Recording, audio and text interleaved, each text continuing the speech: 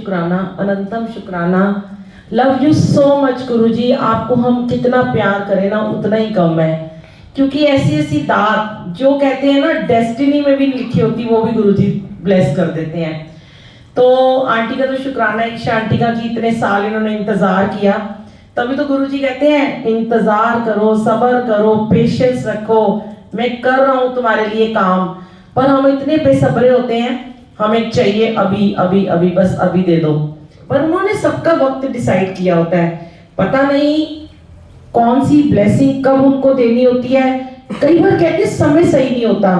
बहुत सारे ऐसे सत्संग भी हैं, क्योंकि रोज गुरुजी हमें सेवा में बुलाते हैं और डेली के ही सत्संग सुनती हूँ, लोगों के ब्लेसिंग्स देखते हैं, शेयर करते हैं, लोग अपने अपने भाव बताते हैं। यूट्यूब से भी बहुत फोन आते रहते हैं कि कई बारी गुरुजी से हम जिदबाजी कर लेते हैं, हमें चाहिए, हमें अभी चाहिए, हम इंतजार नहीं कर सकते। और फिर पता चलता है बेबी अब नॉर्मल हो गए, बेबी चल नहीं सकता। किसी के बच्चे की अभी पता चला, अभी कोई हमारे जानकार में ही है बच्चा, 1 साल में उसकी बेबी हो गई और साथ में ना चल पा रही है ना देख पा रही है। तो फिर हमें ना इसीलिए कहते हैं कि हमें ना गुरु की रजा में हमेशा राजी रहना आना चाहिए। उन्होंने वक्त हमारा डिसाइड किया हुआ है कब क्या देना है। और जब भी हम जिद करते, देखो गुरु है ना अपने बच्चों को ना प्यार करते हैं बहुत ज्यादा, भगत के वश में है भगवान। जब आप बहुत भक्ति करते हो, जब हम बहुत भक्ति की लाइन में चढ़ जाते हैं, सिमरन में जुड़ जाते हैं, तो कहते हैं बहुत सारे लोगों की ना ख्वाहिशें भी बहुत ज्यादा बढ़ जाती हैं कि अब हम भक्ति बहुत कर रहे हैं और अब हमें सिमरन का हमें फल दो, या हम बहुत सेवा में लग गए हैं, रोज सेवा में जैसे हम जाते हैं। हम कहते हैं, हम तो नहीं कहते, खैर मुझे तो गुरुजी ने हुक्म ही नहीं दिया हुआ कि सेवा में जाते हैं तो उसका फल मांग लेते हैं। नहीं, मैं हमेशा गुरुजी को एक ही बात कहती हूँ, आप मेरे माता पिता हो, भाई बहन सब कुछ हो, मेरे बंधु हो, मेरे दोस्त हो, सब कुछ हो, मेरे साईं हो।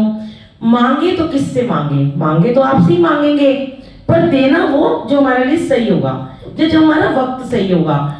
तो गुरुजी यही कहते हैं कि जब भी कोई चीज नहीं पूरी हो रही होती, तो कई बार ऐसा होता है कि मैं तो आज इनके इसलिए इमोशनल हो गई थी कि ये ईशा आंटी बच्ची बहुत सालों से जुड़ी हुई है और मैं इसकी सारी बातें सुनती रहती थी कि ये क्या क्या इसके अंदर थॉट्स चल रहे थे। तो वो शुक्राने के ही एक इमोशनल होके आंसू आ रहे थे कि गुरुजी कितना आप प्यार करते हो अपने बच्चों को। देर आए, कहते गुरु के घर में देर है अंधेर नहीं है। और गुरुजी महाराज जी ने वो दिन ब्लेस किया।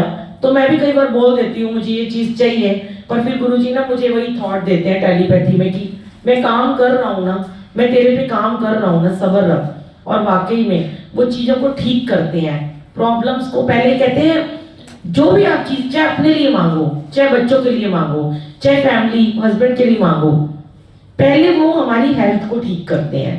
बॉडी के अंदर बड़ी सारी प्रॉब्लम्स होती हैं जो हमें पता ही नहीं होती हैं, उनको ठीक करते हैं। फिर वो हमें खुश रहना सिखाते हैं, सब्र सिखाते हैं, पेशेंस सिखाते हैं। जब हमारे अंदर वो देखते हैं, हमारी परीक्षा लेते हैं सब्र कितना है इसके अंदर।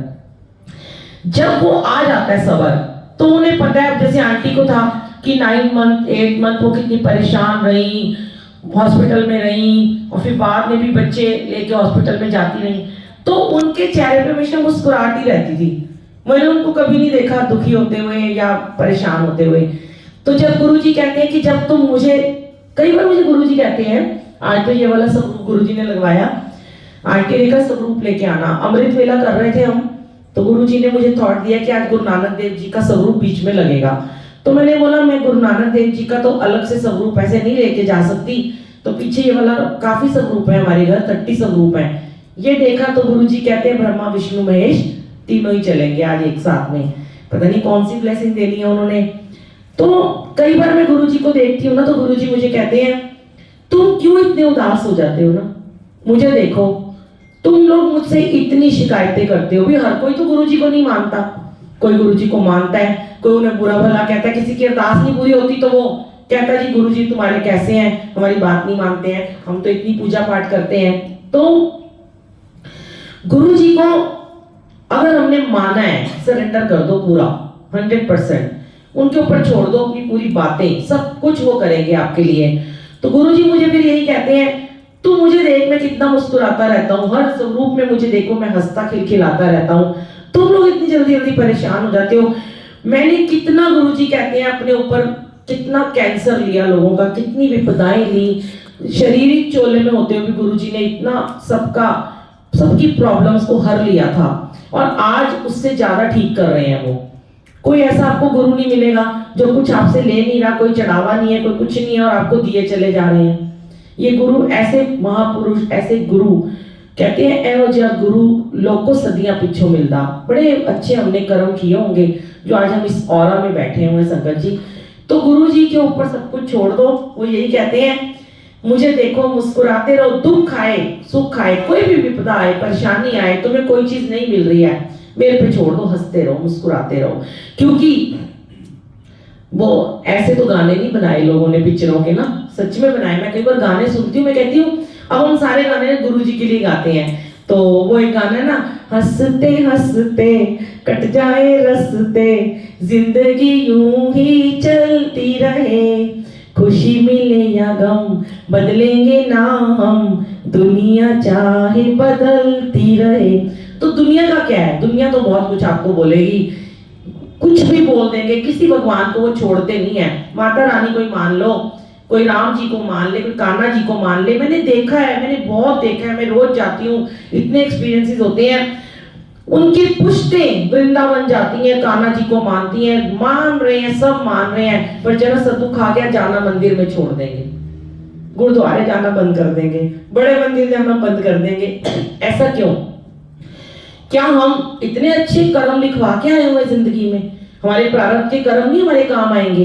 जो हमने किसी का बुरा किया होगा कभी किसी जन्म में, वो मल्टीप्लाई होते रहते हैं, और वो तो हमें भुगतने ही है। पर जब गुरु जी का साथ मिल जाता है तो 90% कर्म वो काट देते हैं, 10 रह जाते हैं, वो भी इन्होंने कटवाने, हमारी तो औकात ही नहीं है। इसीलिए कहते हैं, यहाँ आने के बाद अपना दिमाग का माला खाली कर दो, सरेंडर कर दो, अहंकार को छोड़ो, नीवे हो जाओ, और द्वेष छोड़ो, प्रतिस्पर्धा छोड़ो, जेलस की भावना छोड़ दो, दया का भाव रखो, परोपकारी बन जाओ, प्रेम करो, सबसे प्रेम कर लो। जिसने प्रेम किया उसे प्रभु की प्राप्ति हुई है।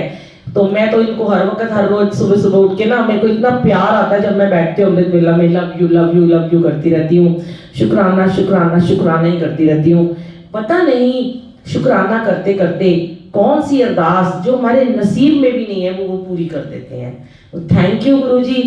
कहते हैं, कीती सी अरदास जो पूरी हो गई, मैं शुक्र मनाया हाँ तेरे दर ते, मैं मत्था टेकन आया तेरे दर ते। जब यहाँ मत्था टेको ना, सारी परेशानियां, सारी नेगेटिविटी बाहर छोड़ के जाया करो। एक और बात है, किसी संगत के घर हम सत्संग में जाते हैं ना, तो उन्होंने पता नहीं किस भाव से, किस पॉजिटिविटी से, किस शुक्राने से सत्संग कराया होता है। हम क्या करते हैं, हम अपने दुख परेशानियां, यहाँ हमें पता है गुरु जी तो कल्याण करने आए हैं, लंगर प्रसाद खिलाएंगे, हमें ब्लेस कर देंगे, और इनके यहाँ तो सारी प्रॉब्लम खत्म हो जाती है। तो अपनी सारी प्रॉब्लम मत्था टेकते हुए फिर यहाँ पे हम बिखेरते हैं। प्रॉब्लम अपनी हमेशा अपने घर में शेयर किया करो, क्यों किसी के घर में जाके नेगेटिविटी बिखेरनी है? अपने घर उठो, सुबह उठो, अमृत वेला करो, कोई भी समय निश्चित कर लो, 1 घंटा, आधा घंटा, 15 मिनट बैठो गुरु जी के साथ, दिल की हर बात करो, टेलीपैथी होगी, आपको जवाब मिलेगा। उनसे 1-to-1 कनेक्शन बनाओ, दूसरों के घर आके उनके शुक्राने में शामिल हुआ करो। परेशानियां, दुख, घर से लड़ाई होके भी आई ना, पति से लड़ाई हो गई, सास से झगड़ा हो गया, यहाँ आके मत्था टेको, हे मालिक तूने हमें अपने इस दरबार में बुलाया, शुक्र तेरा, शुक्र करा, मैं तेरा शुक्र करा, तुसी चरनी अपने ला लिया जी, कर्मा वाले असी शुक्र करा। हर वक्त शुक्र करा करो।